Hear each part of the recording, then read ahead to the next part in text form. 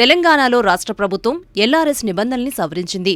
2020 August 26 cut off తేదీ వరకు లేఅవుట్లలోని 10% ప్లాట్లు రిజిస్ట్రేషన్ జరిగి ఉంటే అందులోని మిగతా ప్లాట్లను క్రమబద్ధీకరణ చేయడానికి అవకాశాన్ని కల్పించింది. ఎల్ఆర్ఎస్ ప్రక్రియకు సంబంధించిన సహాయం కోసం హెచ్ఎండిఏ ప్రత్యేక కాల్ సెంటర్ నంబర్ 1800-599-8838ను ఏర్పాటు చేసింది. ఎల్ఆర్ఎస్ ఫీజు చెల్లించిన దరఖాస్తుల పరిష్కారాన్ని 10 రోజుల్లో పూర్తి చేస్తామని అధికారులు తెలిపారు. చెరువులు, నీటి వనరులకు 200 మీటర్ల దూరంలోని సర్వే నెంబర్లోని ప్లాట్లకు వచ్చిన దరఖాస్తులను రెవెన్యూ, నీటిపారుదల శాఖలు పరిశీలించి పరిష్కరిస్తాయి. నిషేధిత జాబితా నీటి వనరులకు 200 మీటర్ల పరిధిలోకి వచ్చే సర్వే నంబర్లలోని ప్లాట్లు మినహా మిగతా ప్లాట్లకు ఎల్ఆర్ఎస్ ఫీజు నోటీసులు ఆటోమేటిక్గా జనరేట్ అవుతాయి. ఆయా యజమానులు గడువులోగా ఫీజు చెల్లిస్తే 25% రాయితీ లభిస్తుంది. అయితే ఓపెన్ స్పేస్ ఛార్జీలను భవన నిర్మాణ అనుమతుల సమయంలో చెల్లిస్తామంటే మాత్రం వారికి 25% రాయితీ లభించదని గుర్తుంచుకోండి.